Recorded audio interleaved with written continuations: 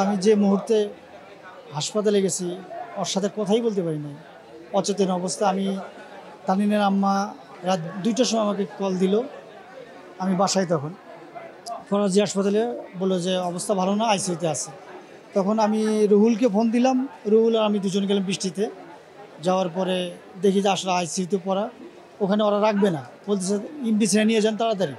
এখানে রাখা যাবে না।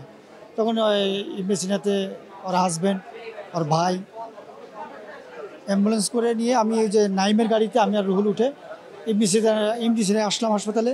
ওখানে আইসিইউ সিট পাই নাই। তখন ওখান থেকে আমরা যোগাযোগ করলাম মানে পপুলারে, এখানে সিট আছে। তখন এইভাবে নিয়ে আসলাম।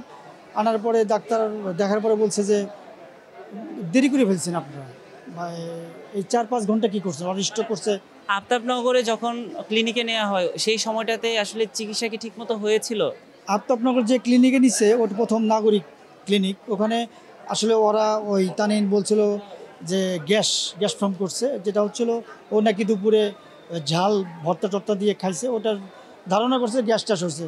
ওই হাসপাতাল থেকে শুধু মানে গ্যাসের ট্যাবলেট বা এই টাইপের ট্যাবলেটগুলো মানে খাইছে। খাওয়ার পরে সন্ধ্যার পরে হলো তানিনের হলো মানে যখন বেশি অসুস্থ হয়েছে তখন হলো তোমার হচ্ছিল ইয়েতে নিয়ে গেছে এই ফরাজিতে ১০টার দিকে।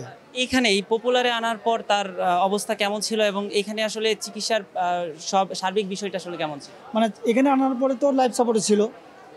এখানে ডাক্তাররা যথেষ্ট চেষ্টা করছে তানিমকে রিকভারি করার জন্য। আসলে যে হায়াত না থাকলে তো আল্লাহর সব ইচ্ছা।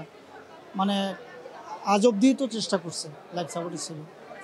আমরা যেটা আসলে জানতে পেরেছি যে বিগত ২ দিন আগে থেকেই আসলে তানভীর সোবহার অবস্থা খুবই খারাপ ছিল এবং কি তার হাজব্যান্ড দেশের বাইরে থাকার কারণে তার লাইফ সাপোর্ট খোলা হচ্ছিল না।